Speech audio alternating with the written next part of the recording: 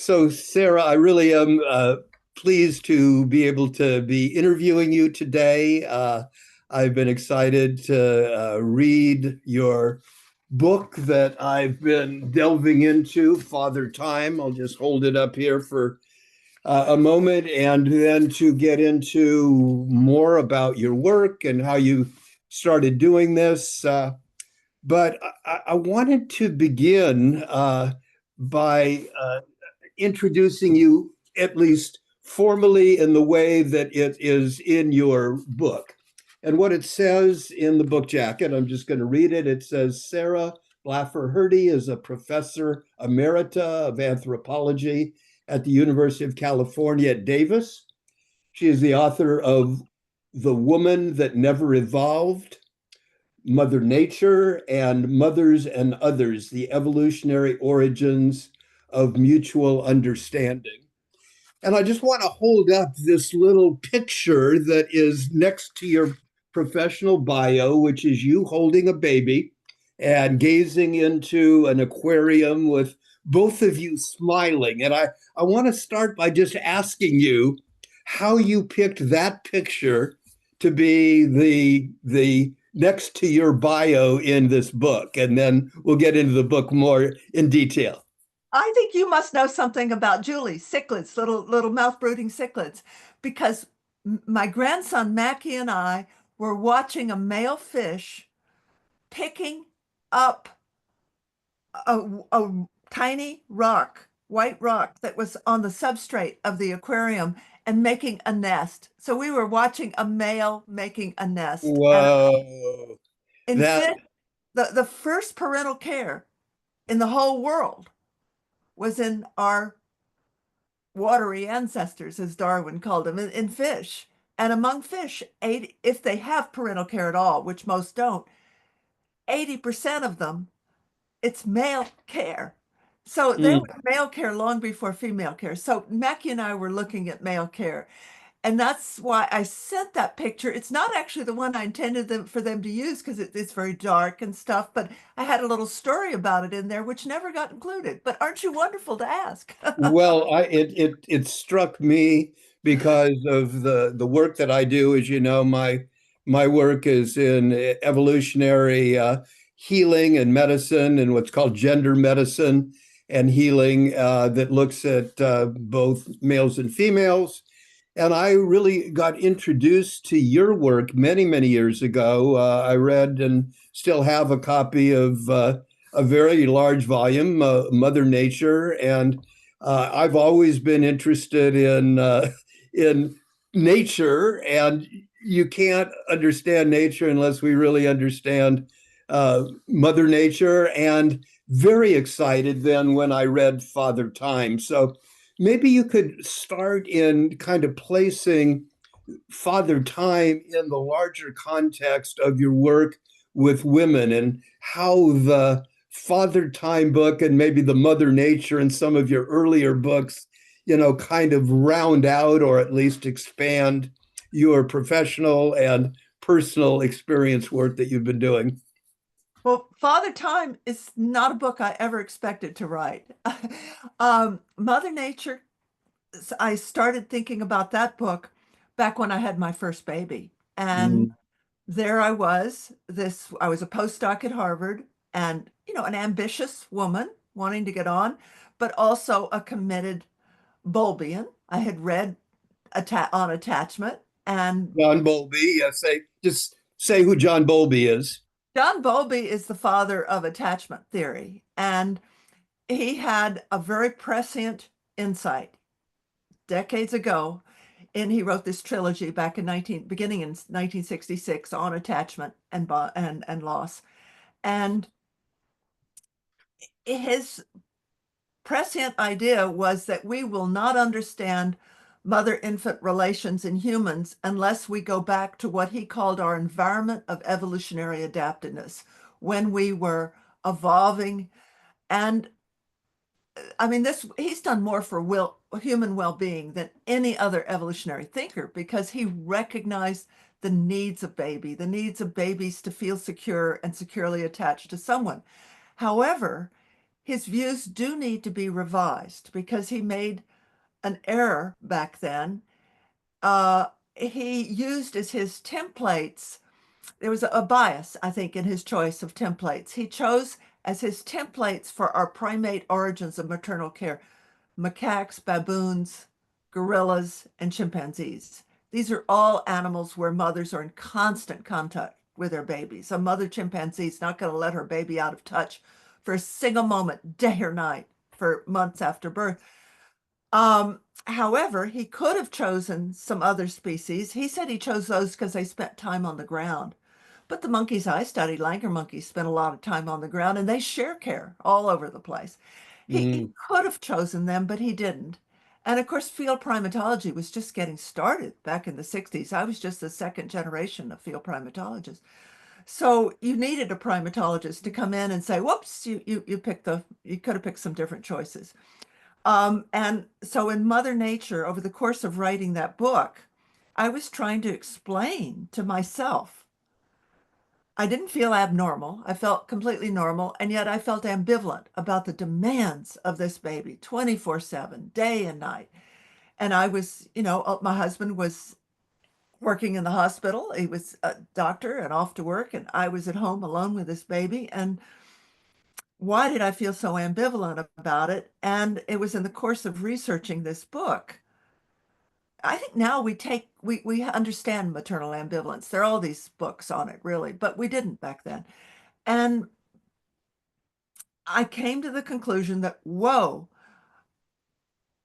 an ape, a bipedal ape with the life history attributes of Homo sapiens, meaning very, very costly, slow maturing babies that demand so much for so long and take so long to grow up and become nutritionally self-sufficient. We couldn't have evolved unless mothers had a lot of help. So group members other than the mother, allo mothers. And actually, the first use of that term was in my PhD thesis in 1975, but now it's caught on whoa. Merriam-Webster Online Dictionary. And Ed Wilson is the one who suggested it to me. But he was on my thesis committee. Uh, unless allo mothers, so that's male and females, people have trouble wrapping their brain around the idea that you could have a male allo mother. And some of these allo mothers are, some of them are going to be the father. And so he is an allo mother, helping the mother out. And that's actually one of the debates ongoing now, whether or not fathers are neurophysiologically special or whether they're just allo mothers or whether they are not just allo mothers. Allo mothers are important. But we can talk about that later because it gets into the weeds of the neuroscience. Yes.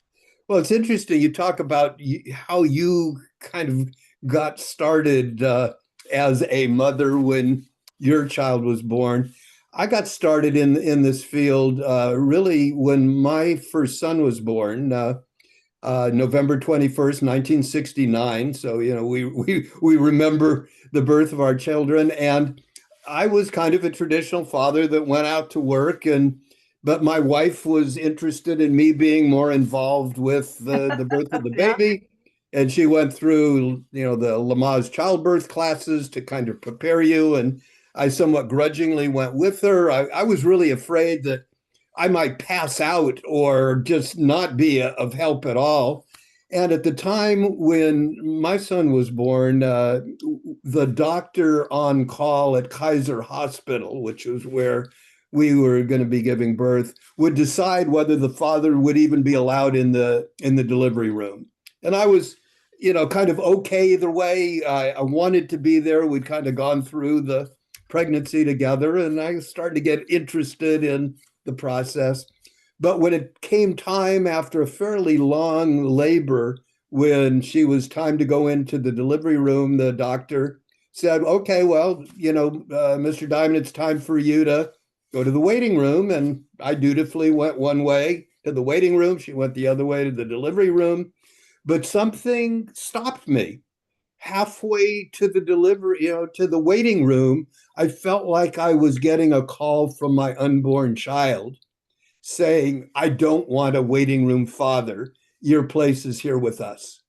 It just felt so compelling. I actually turned around, walked back the other way, walked into the delivery room, and there was no question of my leaving. If asked, I was just there. And within a fairly short time after she was in the delivery room, our child was born, and they handed him to me when he, and that experience of a newborn baby in your hands. And I made a promise to him that I would be a different kind of father than my father was able to be for me, and to do everything I could to create a world where fathers were fully involved with their families throughout their lives. And so that was kind of my entree into the world of fathering that I felt was even before I held my baby and turned out to be a boy. I felt like there was an energetic calling from this unborn child to want me there.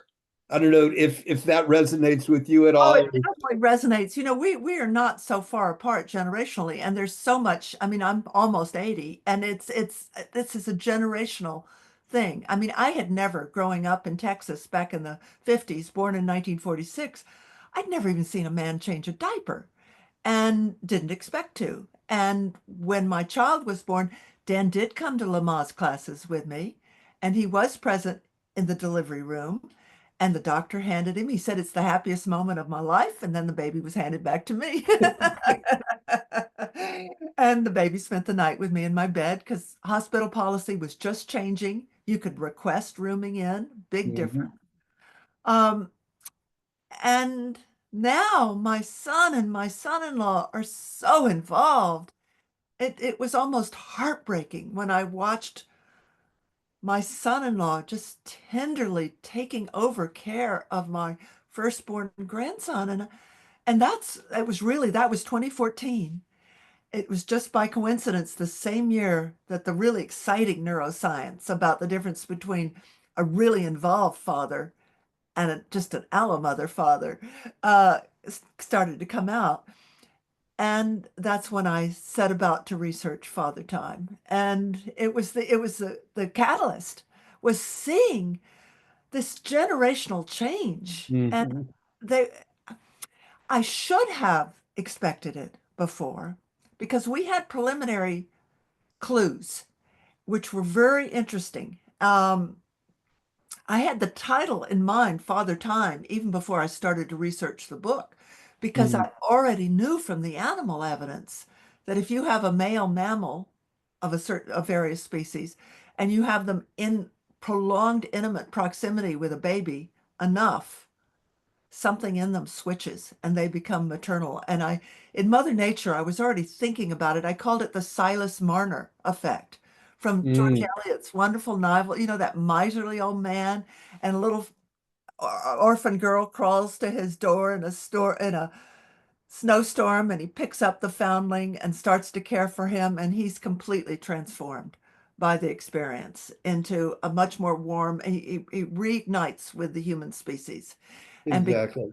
and good heavens, and this happens in some animals, and we read about it, and it's a news story because we don't see it often, and so we talk about the tortoise that adopts a baby hippopotamus, becomes a Right. children's book, all that. We get excited about it. And I knew about it for a somewhat grisly reason. It's a difficult topic to talk about. People don't like hearing about it. But in my beginning in primatology, I was studying infanticide in animals. I was studying males who, when they enter a breeding system from outside it, will eliminate the progeny of their predecessor, their rival. And at the time, it was very controversial. And I proposed that it was a sexually selected adaptive behavior in some species where males, not men, males have a brief period of access to females and they have to compress the female's period of receptivity. So they need the mother to quit lactating, start ovulating again. He can breed before another male drives him out. Okay. And it was very controversial, a very bad way to begin your career. I don't recommend it. But if you're a woman, it's not so bad because one of the problems women have in science is they suggest a new hypothesis and then somehow it becomes the property of some man who takes it over. But because this was so controversial at the beginning, I got credit for this one. Yeah, Uh, yeah. We'll give you the controversial ones that we don't want yeah, to deal right. with. Yeah, Lynn Margulis got credit too for the mitochondria hypothesis because it was so unbelievable at the beginning. But it's actually this type of infanticide, sexually selected infanticide by males, has been reported now in over 51 species of primates in precisely the circumstances of the predictions that I had generated that it would meet. So that, yeah, it's probably true. um, but studying, going from that to male care, wait a minute, but they were these studies back in the 60s and 70s. They would not be considered ethical to do today, but they would introduce a male mouse who normally would attack and kill a baby of a strain of mouse that was infanticidal that he encountered. You just keep introducing pups and they switch from being infanticidal to tenderly picking that pup up and taking it to a nest. Whoa, this was Elwood studying it at the time, called it the switch in time that saves mine. And switch was a prescient word because we can talk about this later, but it is like a switch in some species that just goes between cannibalizing and attacking a thing to protecting and nurturing. And this is not something anyone expected. exactly. And what one of the things your book has gotten praised by a number of well-known people. I wanted to just quote a couple of them. Uh, Filmmaker Francis Ford Coppola said, I remain fascinated by the possibilities of the evolution of the genus Homo. So Sarah Hrdy's Father Time clarified much for me. Also, world-renowned primatologist Frans de Waal said, who better than Sarah Hrdy, known for her studies of motherhood, to delve into fatherhood? So you've talked about what drew you into this somewhat uh, serendipitously through your own life experience. Same as me, we are contemporary. I'll be 82 later this year, so you know we've had some The same, yeah. similar years of life experience. But what have you found? I found the book itself. I described it in my own mind as a magical mystery tour to really the core of some essence of what it means to be male that has been not only neglected, but as you describe in some of the literature, viewed as men are bad, men are destructive, men are harmful. And there's some biological part of the reality of males in nature that is very harmful, but it isn't necessarily built into who we are at essence. So say a little more about what you discovered that helped you, number one, be willing and able to be interested to go, not just give the results, but to go and see where the roots were. What was evolutionary? What did it have to say? What have we missed? Well, I was, of course, by the time I finished graduate school, a committed Darwinian and involved in the early years of sociobiology, a very comparative and evolutionary perspective on social behavior, including human social behavior and parenting, though parenting wasn't that big a part of the field at that time. Most of the studies of parenting were actually studies of maternal care, and almost everything we knew about the neurophysiology of parenting came from studies of mothers, often mother rats and mice, and the mother would be in a cage all by herself. So with just her babies. So, you're unlikely to see the full range of possibilities because there are a lot of mice that have communal care too. And just like the monkeys I used to study. So that was the early years. And I used to teach courses on the evolution of sex differences. And I actually remember using that wonderful phrase from this early misogynist Swedish playwright, August Strindberg. If we really are descended from the apes, it must have been from two different species, males and females. And I just thought, there's this binary opposition, males and females. And as Darwin and all those after him had sort of suggested, males evolved as rivals for other males. He even described this as man's birthright, competing and being a rival of other males, often leading males into striving for status and selfishness. And this was what he thought, though it wasn't what Darwin had always thought. And that came as a surprise to me. In researching the book, I came across this letter he had written to his good friend. It's in his private correspondence, never published, Charles Lyell, about how, Charlie, no, they didn't refer to each other that way, but he wrote to Lyell, he said, our ancestors had bladders and fins, and they lived in watery worlds, and they had funny brains, and they were really hermaphroditic. And this just stunned him, and he said, "And this is a pleasant genealogy for mankind." But he had published *The Origin of Species*, 1859, and he said in that book that my controversial ideas on human evolution, I'm going to save that for later. Well, later came in 1879 when he published Sexual Selection and the Descent of Man. And in that book, his focus was on this particular form of natural selection. Natural selection is your select, the force is staying alive and passing on your genes. But sexual selection is when one sex is competing with the other sex for opportunities to mate. In species where there's female autonomy, where they have some choice, female choice is an issue. And for some reason, maybe a patriarchal bias, he decided this was the important thing for human evolution. And that entered evolutionary thinking from then on. It was just a centerpiece. If you read most of the books about human evolution, starting with Darwin, but the books in sociobiology and evolutionary psychology, the focus is on the sexually selected male.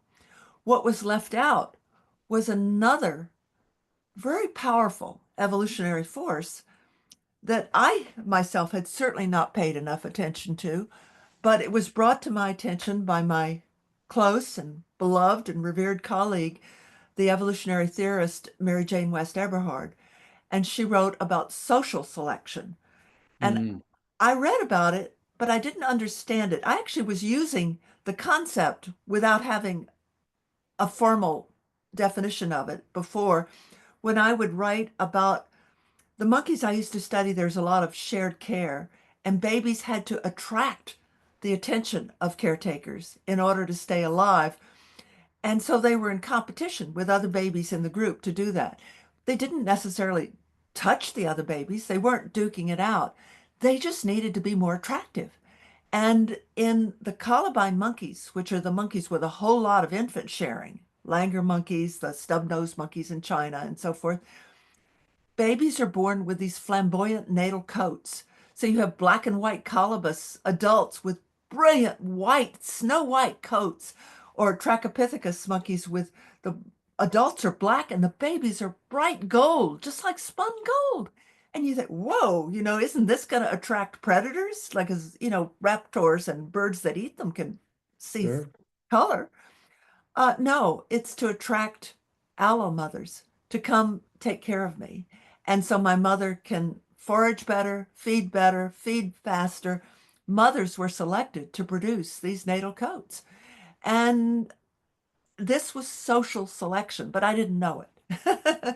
And in humans, I didn't understand it until Randolph Nesse, one of the fathers of evolutionary medicine. You probably use his I work. know Randy. Yeah, I've Yeah.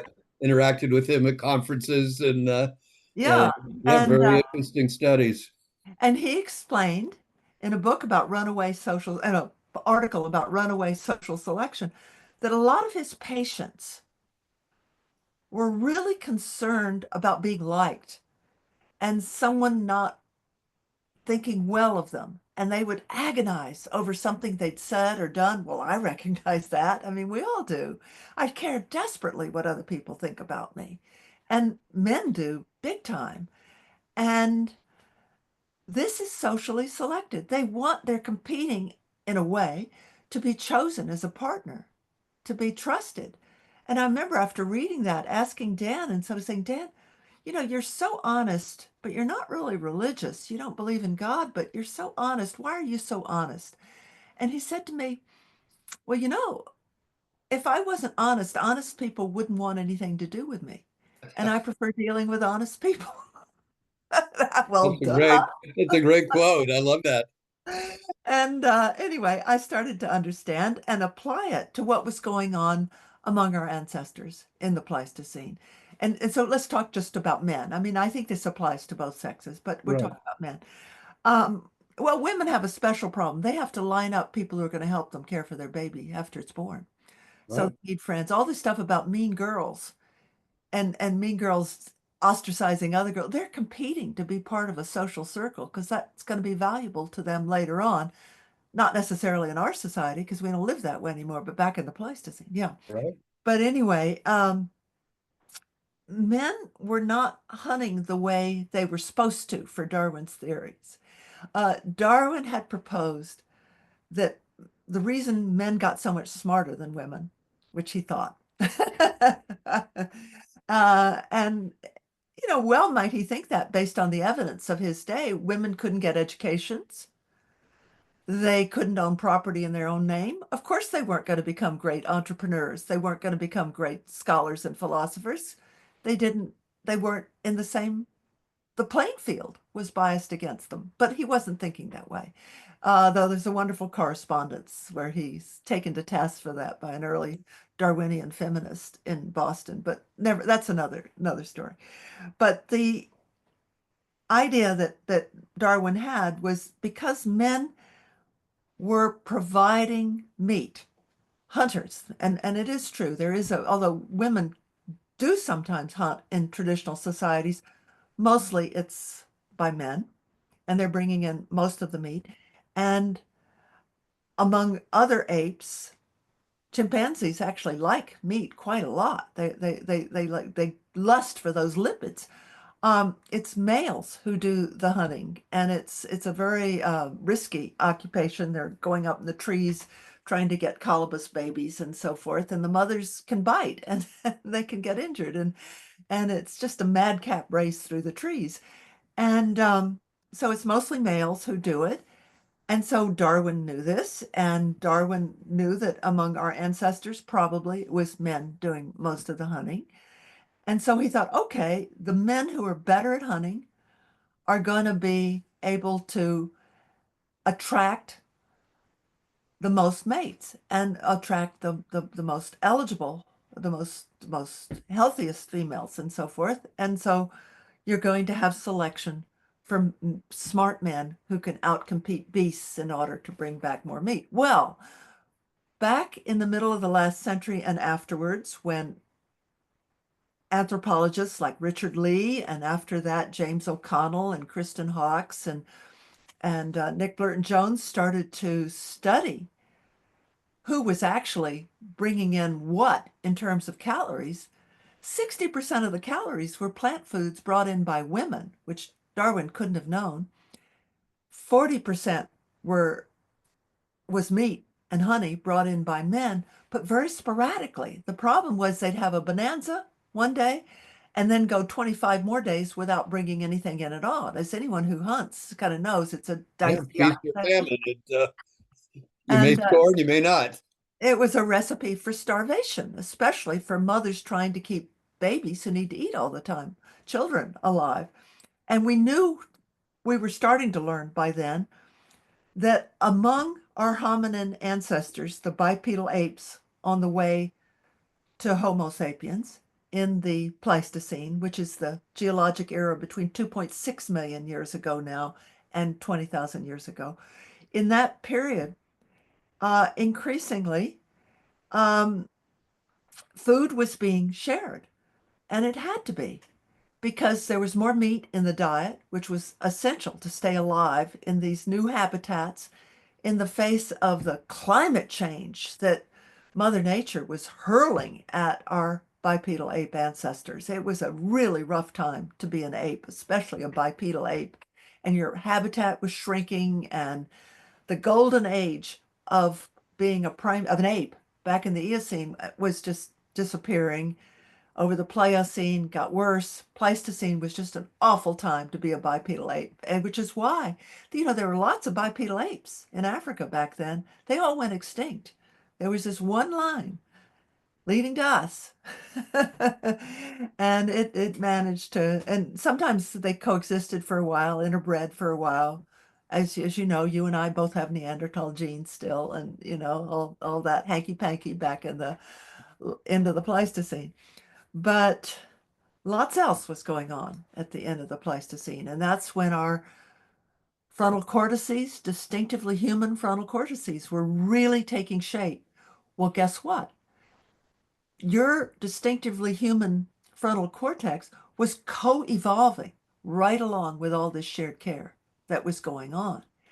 And the heaviest selection pressure out there was not on men necessarily to get a lot of mates, because there were constraints on men having a lot of mates. The heaviest selection pressure back in the Pleistocene was on babies to survive, because most of them didn't.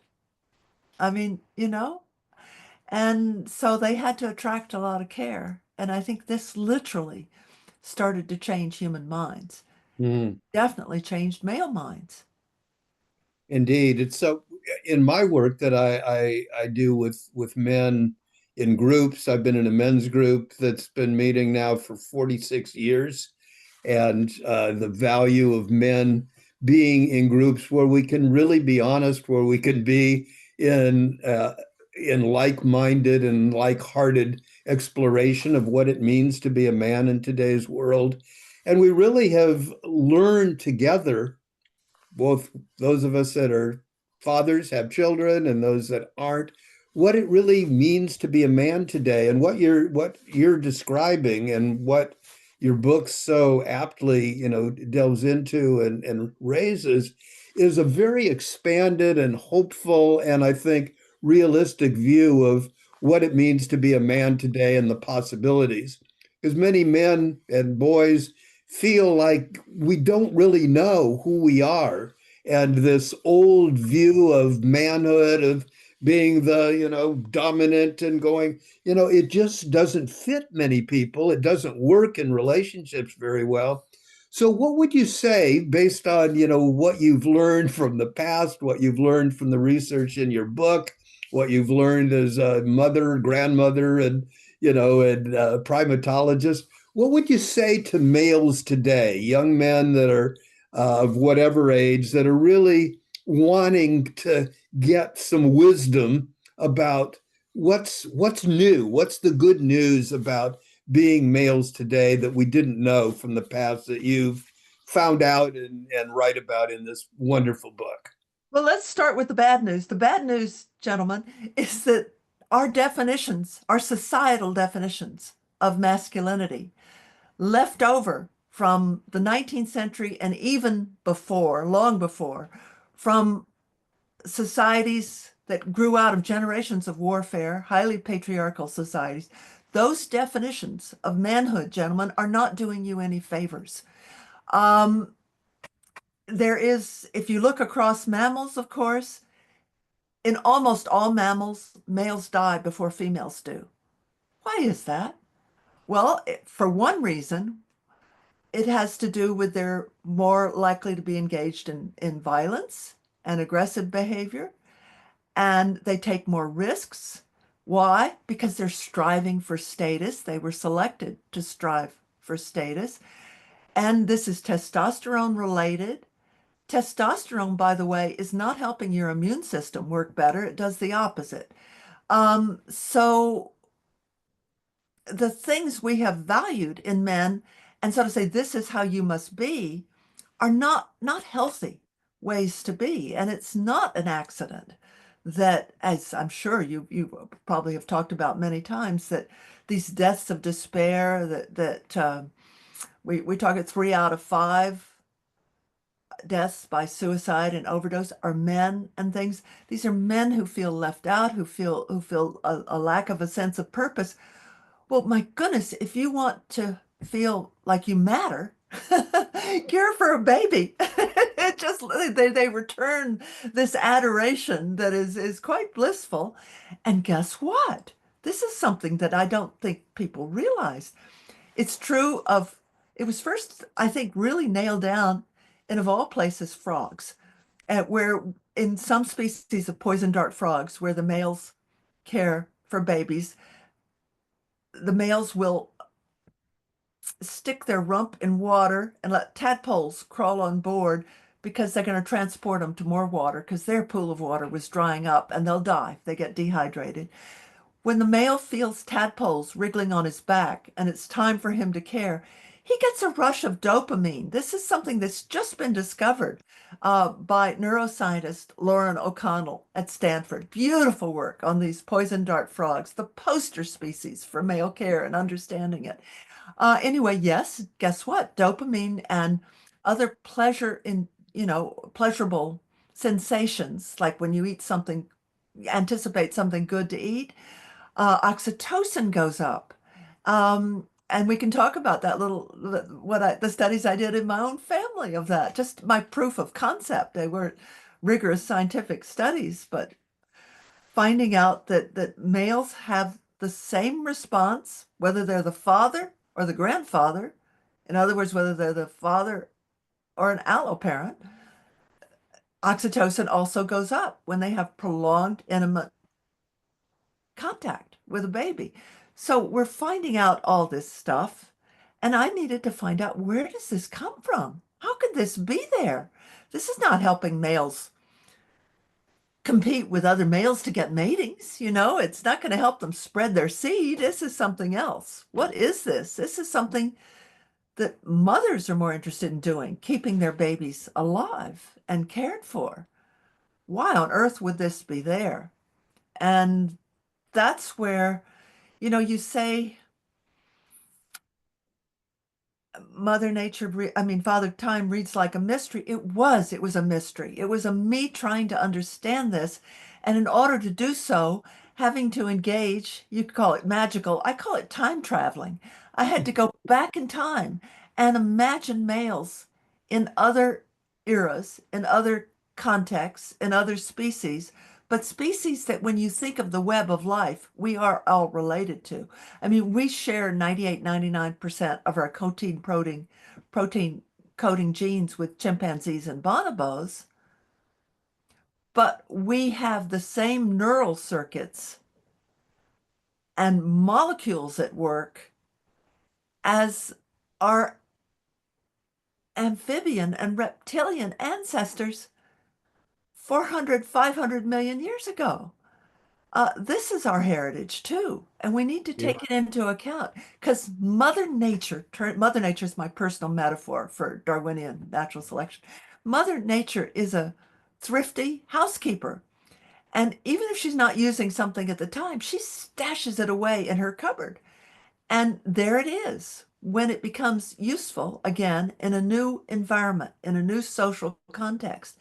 And lo and behold, here we are in the 21st century producing an unprecedented social context and an unprecedented environment for men and babies. Not in all of us. And it's a potential, but it's a potential not always recognized or taken advantage of. But we have this chance right now, and it's happening. But whether or not it's stopped dead in its tracks by, there's a backlash right now. Well, indeed. And there's in a sense, a front lash that I think in the work that I've been doing and others is just burgeoning now in a way that it never has. To just share a little bit more about my story, I mentioned the birth of my son. Well, after the birth, I went back to work, and my wife spent a lot more time with the newborn baby. But she did something unusual at the time. She said after a year, she'd been doing, I'd been doing a lot of allo parenting, or, getting up in the middle of the night, all the things that, an involved father would do, and particularly one that's bonded with this newborn child in a way that many other dads weren't. But my wife, said, listen, I need a break, and I'm going to go on a visit for at least 3 or 4 weeks with the girlfriend, and I want you to take care of our son. And I trust you. I think you can do this. And it freaked me out. I like the concept, Yeah, I mean, I can take care of a newborn baby. But all the programming said, well, mothers know how to do this because, they're mothers. They're biologically, they have this wisdom of motherhood that goes back millions of years. Father, I don't have it. But nevertheless, I got Jamal and she was gone. And I had this 1-year-old baby that needed all the care.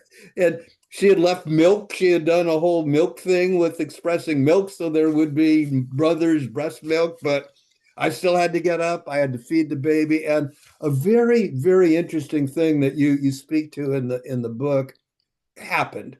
One is even an extended time, like 3 intense weeks, 24/7 with a newborn baby, holding him, rocking him, being up there at night, listening, every little sound, as any parent knows, if particularly if you're the only one on duty, there isn't anybody else that's going to hear the baby. You better hear and get up, you're attuned. And the baby teaches us Mm-hmm. what we need to do. I became a very engaged father and still am, and now a grandfather and great grandfather. But Jamal and me together, taught each other how to take care of him, this 1-year-old baby, so that he was alive when my wife got back. And I felt a confidence, and Mm-hmm. he felt an engagement with me that has never wavered. He's now Yeah. 54 years old. He has children of his own, but we are very, very close, very bonded in a way that this taught me. And maybe you could, kind of say a little more, because Father Time, the title of the book, has multiple meanings, It does. including Thank you. the Yeah. time to actually engage. And there are more and more guys that want to do that, but often we don't feel that we can be good at it, or that we have skills, and that mothers have inherent skills that fathers lack. Well, what I found was we have some inherent skills, and we can learn, by doing, and it makes all the difference in the world. It's I call it TIP, time and intimate proximity, and Yeah, it's works in other animals and it works in humans. Something I wish, I mean, your experience is one that I was hearing to my astonishment from my son-in-law, my father, from other men now, more and more. yeah, And I've been interacting since I published the book, interacting with some of these groups that promote male care. It's like your Good Men Project, except it's more fathers specifically.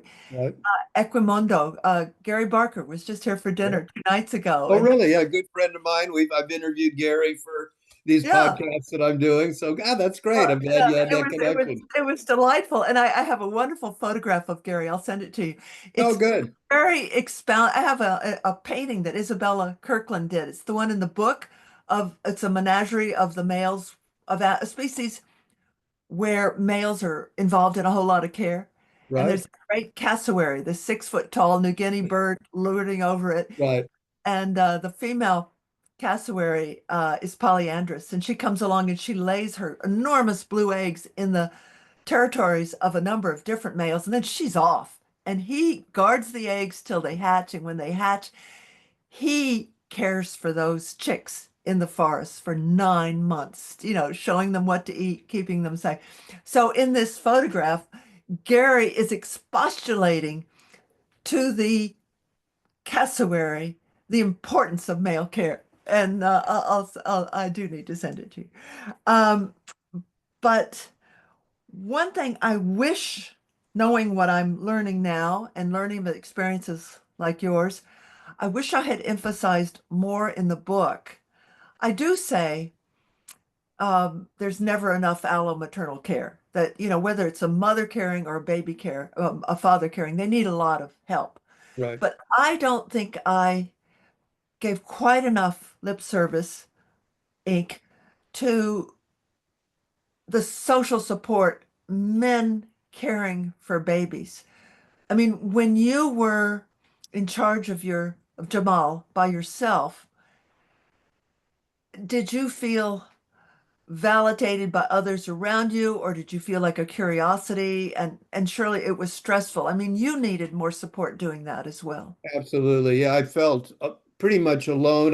I trusted, well, my wife because she said I could do it. I believed her. I didn't think I did, but that she believed in me was important.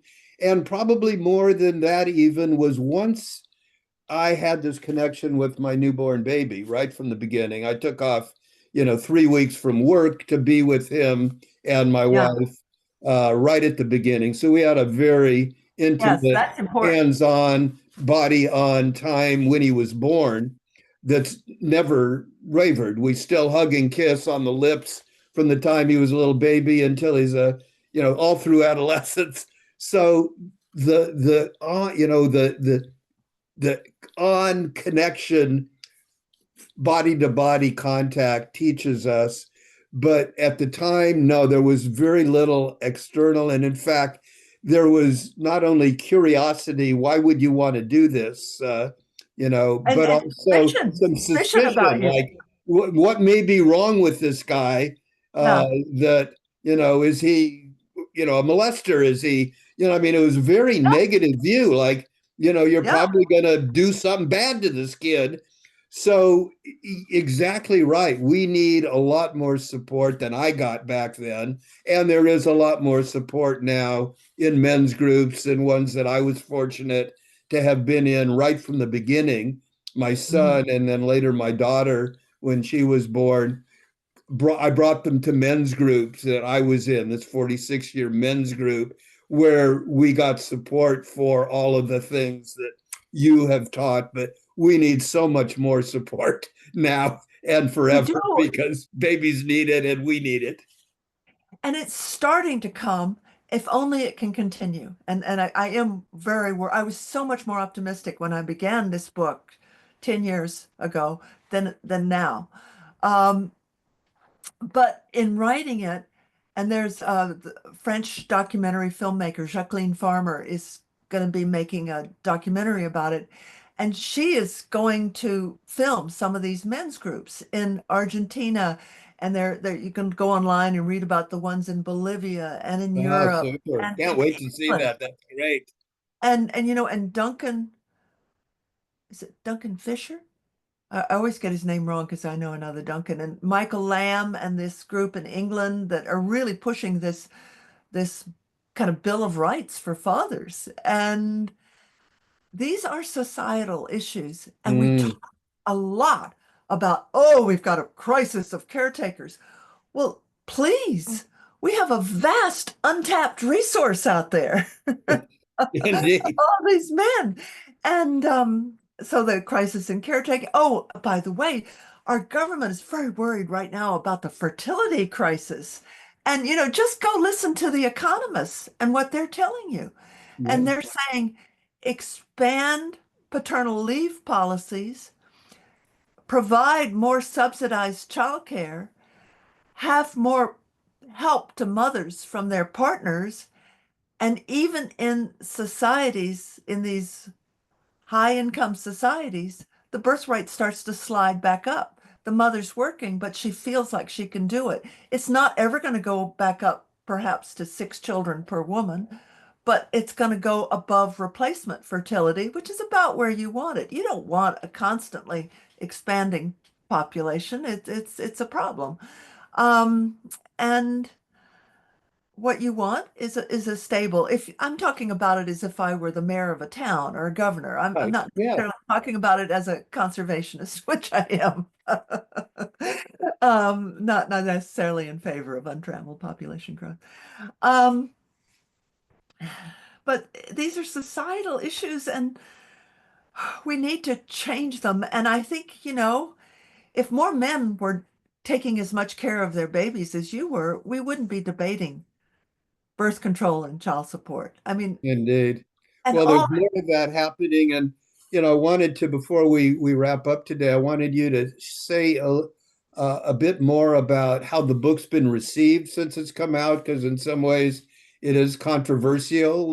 Your reputation and the good things that have been said about it, I think, have been helpful. But what's been the reception, and where are things going in terms of this work, and what's next for you? Are you going to write another book? I know you're doing other things with your life on the farm and other things with walnuts and so on. But what what's been the reception, first of all, with the book, and where do you feel things are going with that since the book's been published? well, I'm not a stranger to controversy because of my early work. But no book has been of I've written 6 books, none has been harder to write than this one. And while writing Father Time, I was just bedeviled by, I would wake up in the middle of the night. Can this possibly be right? And have a migraine, spend the next day, with a migraine vomiting, just really Mm, a bad experience. So when the book finally was put to bed, you never finish a book. It's kind of wrested from you right. from the publisher. The book was, I had sent it off to the publishers. And oh, and by the way, I had trouble getting it published. Oh, Um, really? and it was sent to Pantheon. They had the right of first refusal for my next book. And Hmm. the editor, very famous science editor, now deceased, um, said, "Oh, too many amphibians." He didn't want to read- who wants to read about male care and amphibians? Of Yeah. course, it's central to the whole story, but Right. he didn't want to hear about it. So I was worried about it, and it was just such an enormous relief when the first reviews started to come in, and they were very positive. And no one said I was crazy. Some of them said she's speculative, which is true. I mean, this is an occupational hazard for someone in my line of work. We don't have a time machine. We can't go back to the Pleistocene and see if males were, how much they were kissing their babies. We can study their bones, their fossilized coprolites, their fossilized poop. We can get a better idea of when weaning started to become earlier, and the Pleistocene, it was getting earlier and earlier over the course of the Pleistocene. And we can do that by studying lines on teeth, that Right. you, but we don't know about the emotions. Emotions are very hard to study, and impossible really, in a quantitative way. And it's why the cognitive psychologists who are very hard-nosed talked about theory of mind, knowing something that someone else. But the psychiatrists, actually, I kind of like on this more. They're talking about intersubjectivity, sharing emotional states, and Mm, yes, this is what I'm interested in, but it's very hard to measure. So of course it's controversial, in that sense, speculative in that sense. But I've had very few disagreements, but I did have one bad comment on Amazon, 1 star, and it was so biased as not to be legit. mm. It was by someone, I actually wrote down what they said. I was going to tell you what they said. It was such a classic. It was so biased as to not be legit. And I thought, oh goodness, why? And then he writes, quote, the author chalks up the contribution of men to society as being violent, competitive, and solely a source of aggression. Well, that is the very point of view I was setting out to correct. So Right. obviously, this is someone who either didn't read the book at all or just was so convinced that if I was writing about male care, I must be some feminist trying to put something over on men to relieve mothers. And of course, in writing about mothers, I have always said, yeah, mothers need a lot of help. And as Simone de Beauvoir pointed out just over 100, like 100 years ago, um, the problem for women has always been a problem with men, so we have to change men. So this is some feminist plot to change. This is not a feminist book. This is a pro-male book. It's a book to help men express their inner needs and potentials. And I love what Virginia Woolf said about men who become sort of more, express more hermaphroditic potentials. It's an incandescent creativity. And she Yeah. thought Shakespeare was one of these. Well, yeah, it does make you more creative. Oh, and by the way, your neocortex is getting thicker over time if you cared for your children a lot. Whoa! Yeah. That's not, it's the cortical part of your brain. And who knows why? No one knows why. We're just beginning to find this out because, of course, we never studied it before. The, Right. the fact of brain changes in men was found. Winnie Orchard in Australia discovered this. It was an accident. They were looking at the effects of aspirin, low dose aspirin, over the course of the lives, and they were studying people our age. And just as a kind of last minute question, they put on the survey, and by the way, did you have children? The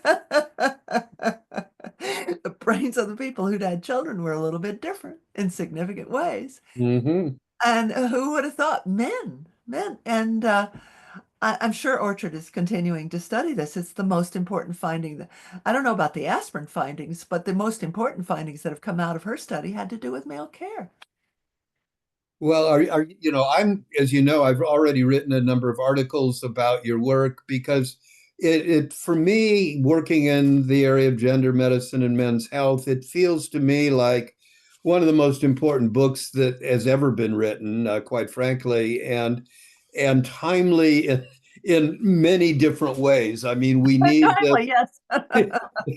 We need this because the humanity, I think, is from an evolutionary point of view, is not doing well compared to many other species, and I think we need all the help we can get.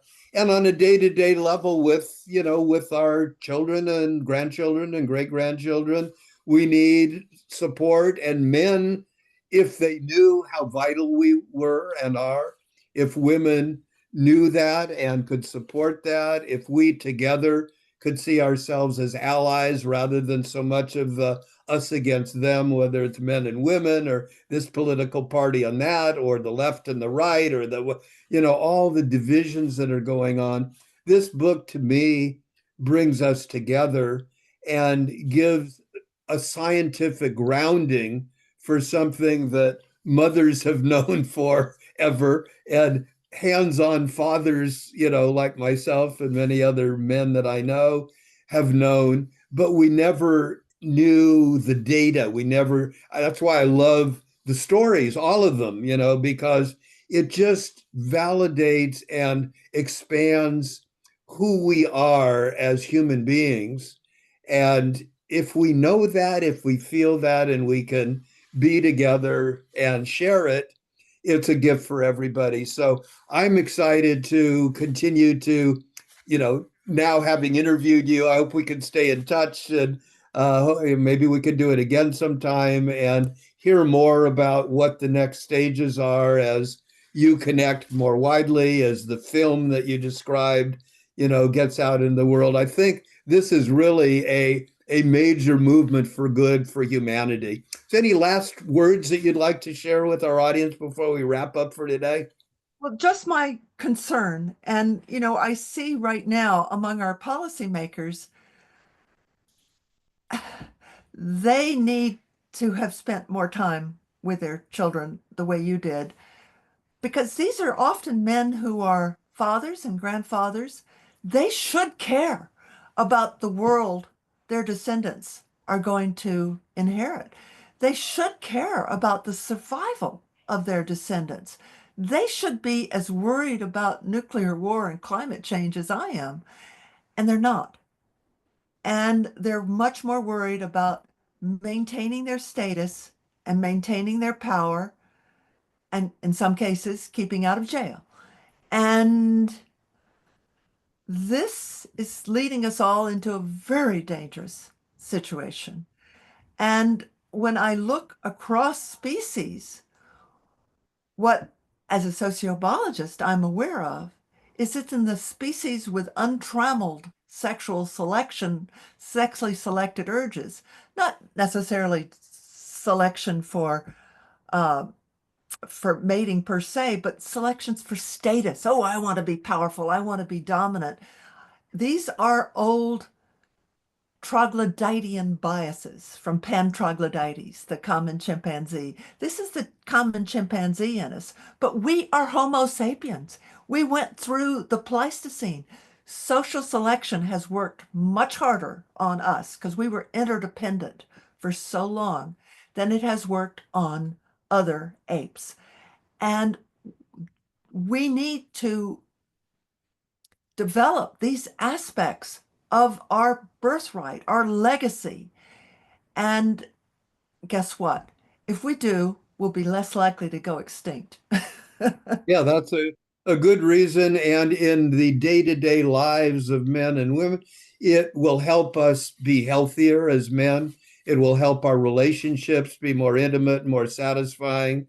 It will allow us to have more deep relationships with our children and our grandchildren and great-grandchildren. And together we can make the world a better place for everybody. And I think that's what your work does. That's what my work and others are doing. And I just really feel blessed to have met you through your earlier books and now through this one. And hopefully now we'll continue to be in touch. So thank you again for taking time to Thank be you. with us Thank you. today and be with our audience as this gets out in the world more. I'm coming to become really fond of all these people promoting these good men. Indeed. So Thank you. thank you again, Sarah. Okay. Bye bye.